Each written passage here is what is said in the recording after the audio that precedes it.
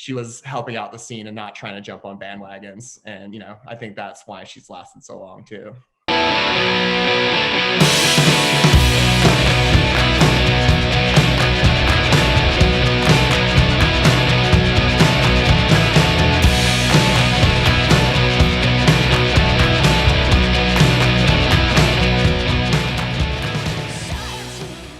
We love that she always went for the little guy, it's like pretty much everything she would put out was like, wow, I've never heard of that band before. And that was such a relief because all the other blogs were like, here's the new big band that everyone's writing about, so they were all doing the same thing. But Grimy Goods was really cool. And my earliest memories being like, holy crap, this is like literally me never hearing of a band, even though I live in Echo Park and I go to all these shows. Like she still had her ear to the ground.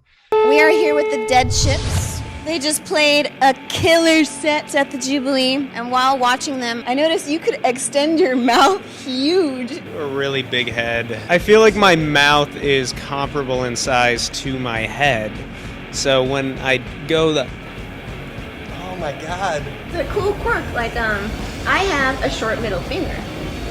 It looks like you're... Sandra was one of the first people to even pay any attention to our band, and she gave us one of our earliest shows, and it was at the Roxy. And what little girl doesn't dream of playing at the Roxy? Just feeling so special, getting chosen as a super young band by such a cool blog was just, I'll never forget that. You were one of the first people to support us, and I don't know, that meant a lot because we didn't know a lot of people here, and it was hard to get support, and you've always been there. And so you will always be very special to us. When we had our last show of my former band, she came there to support it. And it was such a cool moment because it was so important to me. And she was there from that moment on. Like, she supported us ever since. And it was so emotional for me too. So to know that she was in the audience, just being there as a champion for us, it was incredible. And I'll never forget it. I mean, her presenting the residency really brought a lot of people within the industry.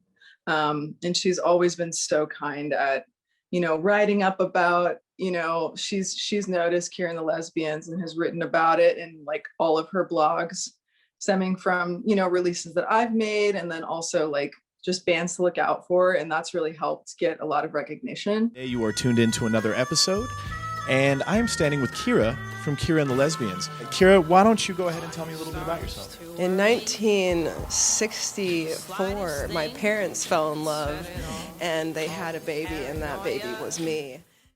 And also just the way that she lives her life as a human is so inspiring and just takes advantage of every weekend, and it's just so cool. I will never underestimate what it takes to run an online publication, especially, these days there's a constant flow of content in these places. Blogs like Grimy Goods, it's constantly giving these people voices. The focus of Grimy Goods has been like diversity and inclusion, and I think that's super cool. I definitely love Grimy Goods and Sandra's taste, and also the writers. I think they definitely have their finger on the pulse of what's happening, and I take notice of everything going on, even though my styles may differ from some artists, but the collective of everything that publication represents is incredible, and everybody's doing it at such a high level that there's never anybody I see that Sandra's posting about or Grimy Goods is that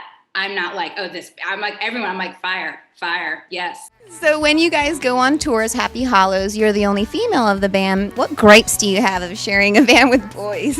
I gotta say it's opposite because I love being the only girl. It's definitely always an inclusive space, and space for a lot, and it didn't have to just be a very pigeonholed kind of music coverage.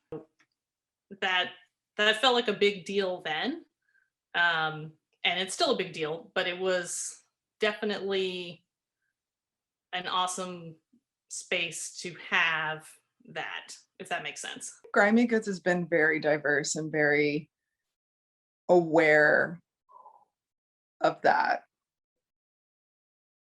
throughout the years. I I think as like a person of color and a queer artist, I didn't feel like when Grimy Goods did an interview of me that there was any bias or like any, I don't know, prejudice, I guess is the word I'm looking for.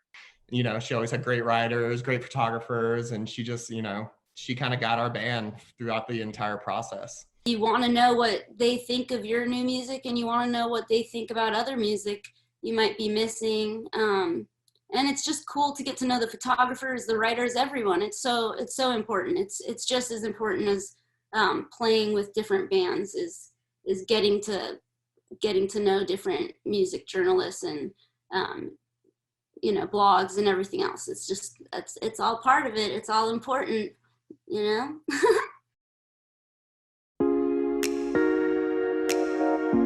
Happy anniversary. I think you're such a great person, and I'm so glad that you're here and that you continue to lift up the people in this community, and I hope that you feel like we do the same for you. Hello, Grimy Goods. Happy 13th anniversary, birthday. We love you so much. Thank you for all your hard work and support in the music community. Keep going. Mwah.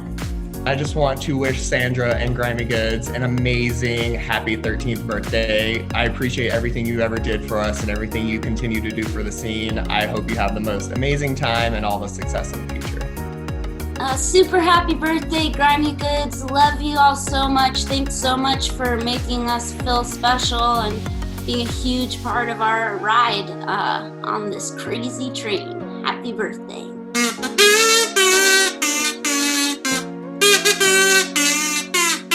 Happy birthday, Grimy Goods! Happy birthday, Grimy Goods. Sandra, all of Grimy Goods staff, we love you and thank you so much for supporting us this whole time. Happy birthday.